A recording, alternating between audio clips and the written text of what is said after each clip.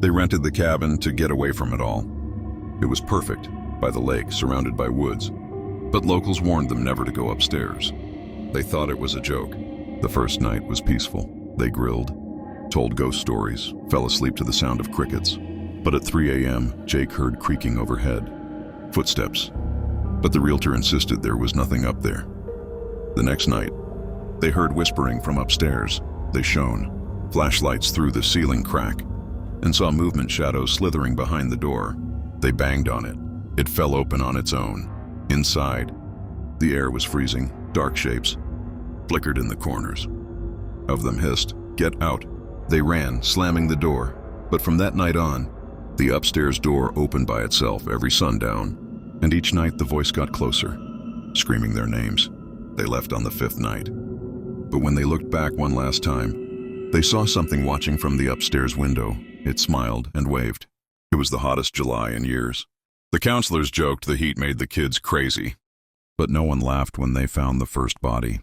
A teenage camper, missing all night, turned up at dawn with his stomach slit open. His organs were missing.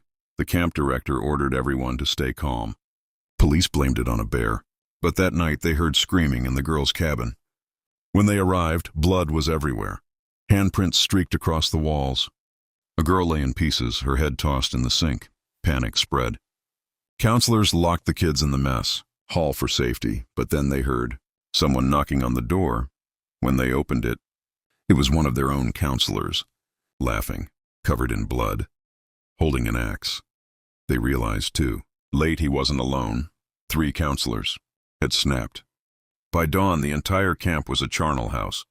When police arrived, they found bodies strung from trees like decorations. The heat wave broke the next day, but Camp Wren never reopened. No one wanted to clean the blood out of the cabins. It was supposed to be the ultimate summer send-off. 10 friends, one huge bonfire, a beach under a full moon. They drank, told ghost stories, and dared each other to do stupid things. Then Alex had the idea. Let's summon something. He carved strange symbols in the sand. They all cut their palms and dripped blood on the fire. They chanted nonsense they found online. The wind picked up. The fire turned green, and something crawled out of the flames. It was human-shaped, but wrong. Skin melted, like wax. Its mouth was full of teeth that went too deep. It asked, "Who will stay with me?"